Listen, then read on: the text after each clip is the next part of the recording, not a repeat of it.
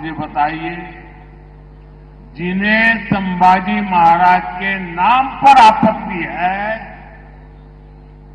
जिन्हें उनके हत्यारे में अपना मसीहा दिखता है, ये लोग महाराष्ट्र और मराठी स्वाभिमान के खिलाफ खड़े हैं कि नहीं खड़े हैं? ये लोग हमारी पहचान के खिलाफ है या नहीं है? महाराष्ट्र क्या कभी भी ऐसे लोगों को स्वीकार करेगा क्या? साथियों, महाराष्ट्र को विकसित भारत के विजन का नेतृत्व करना है। बीजेपी और महायुति इसी संकल्प को लेकर काम कर रहे हैं। इसलिए आज महाराष्ट्र में आधुनिक इंफ्रास्ट्रक्चर का निर्माण हो रहा है। आज समृद्धि महामार्ग संभाजी नगर से होकर गुजर रहा है। मराठवाड़ा, विदर्भ और मुंबई से सीधे जुड़ गया है। जलगांव, धुलिया, सोलापुर से हाईवे कनेक्टिविटी के प्रोजेक्ट पर भी तेजी से काम हो रहा है। इस पूरे क्षेत्र में रेलवे को आधुनिक बनाया जा रहा है।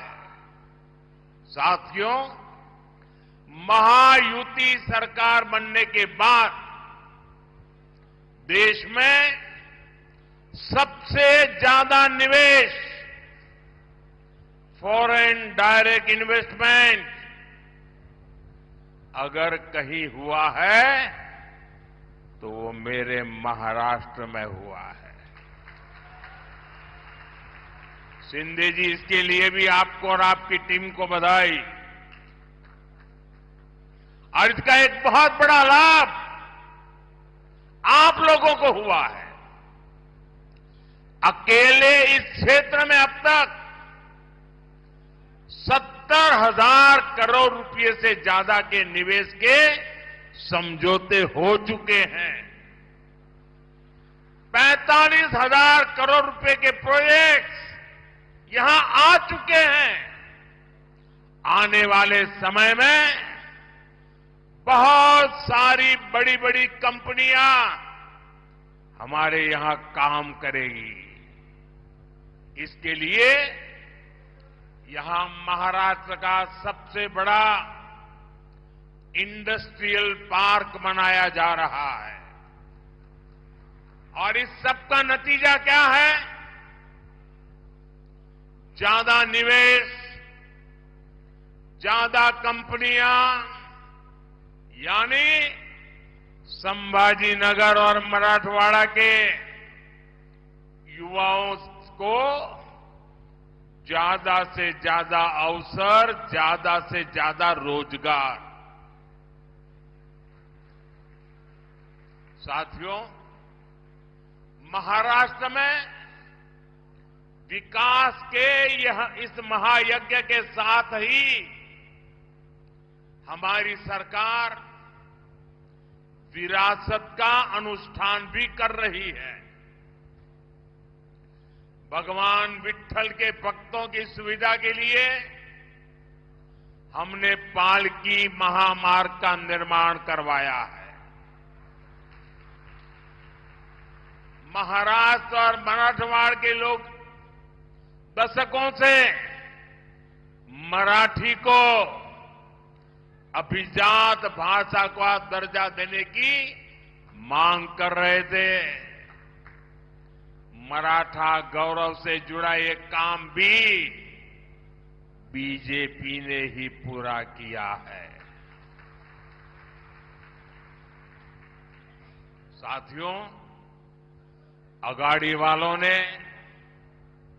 महाराष्ट्र की परेशानियों को बढ़ाने के अलावा कोई काम नहीं किया है। मराठवाड़ा में लंबे समय से पानी का संकट रहा है, लेकिन कांग्रेस और अगाड़ी वाले हमेशा हाथ पर हाथ धरे बैठे रहे। हमारी सरकार में पहली बार सूखे के खिलाफ ठोस प्रयास शुरू हुए। महायुति की सरकार ने वैतरणा और उल्लास सब बेसिन से पानी मराठवाड़ा तक पहुंचाने का फैसला लिया है। जब देवेंद्र जी सीएम थे तो उन्होंने जलयुक्त शिवार योजना भी बनाई। जलयुक्त शिवार योजना से मराठवाड़ा में जल संकट सुधरना शुरू हुआ था, लेकिन भाइयों बहनों, बीच में 2.5 साल के लिए इन अगाड़ी वालों की सरकार आ गई थी। इन्होंने इस योजना को भी बंद कर दिया था। जब महायुति की सरकार आई तो ये काम दोबारा शुरू हुआ। छत्रपति संभाजी नगर में पानी की सप्लाई के लिए महायुति सरकार ने 1600 करोड़ रुपए से भी ज्यादा दिए थे। इस पर भी अगाड़ी वालों ने ब्रेक लगा दिया था।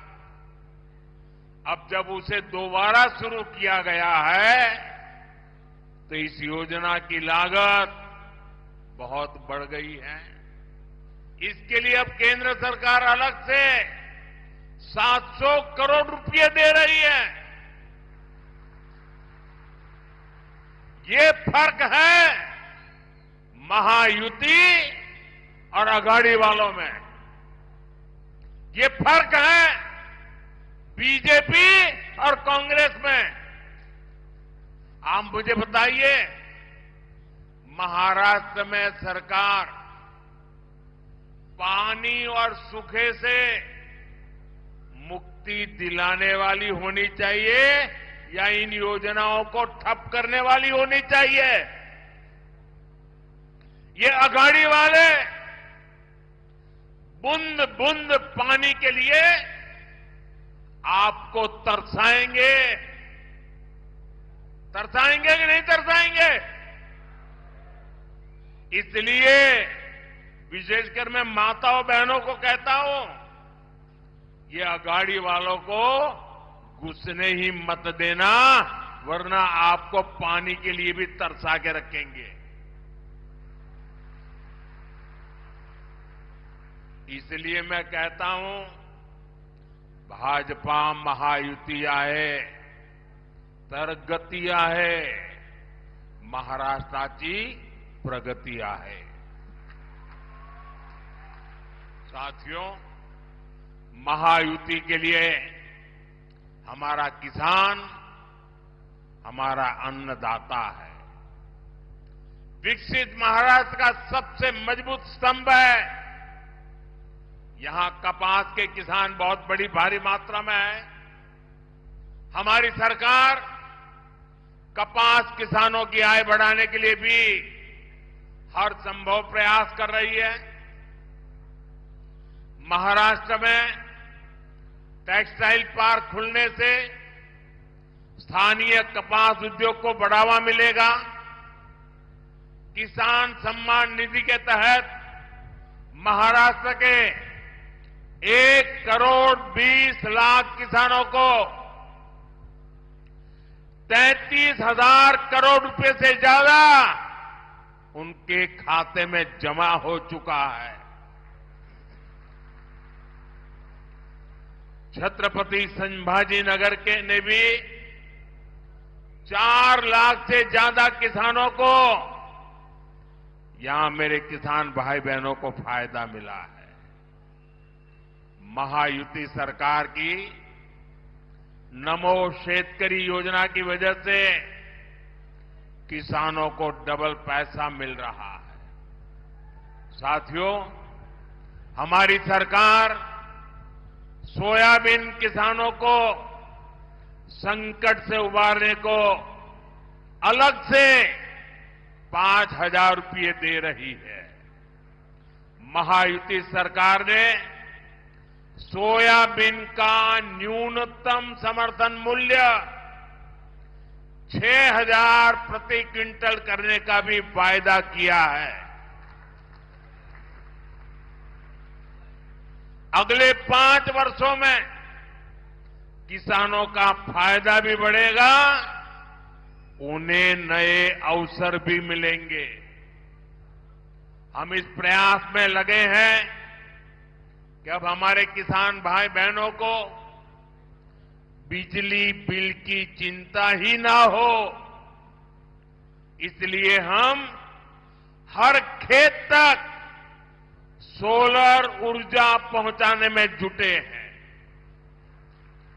बड़ी संख्या में सिंचाई के पंपों को सोलर पंप में बदला जा रहा है। यही नहीं, हमने डेयरी के काम में जुटे किसानों की भी चिंता की। हम गोपालक पशुपालक किसानों को किसान क्रेडिट कार्ड की सुविधा दे रहे हैं। साथियों, कांग्रेस पार्टी सरकार बनाने के लिए विकास पर नहीं, बंटवारे पर भरोसा करती है। कांग्रेस दलितों, पिछड़ों, आदिवासियों को आगे बढ़ने से रोकती है, ताकि सत्ता पर पीढ़ी दर पीढ़ी इनका कब्जा बना रहे। इसलिए कांग्रेस शुरू से ही आरक्षण के खिलाफ रही है।